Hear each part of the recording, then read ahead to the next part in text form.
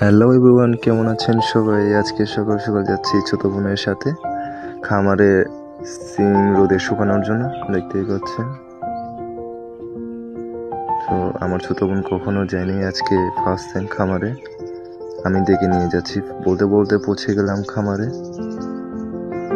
যে এটা হচ্ছে সিম, এটাকে রোদে শুকানো হবে।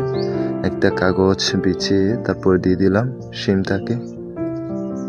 তারপর আস্তে আস্তে সবগুলো ওটাকে বিছিয়ে দেওয়া হবে। তারপর ছোট বোন কাজ করছে, আমিও তার সাথে কাজ করে নিলাম।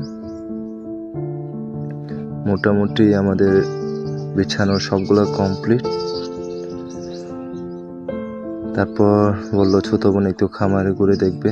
আমি বললাম আচ্ছা দেখো। আমিও তার পিছু নিলাম।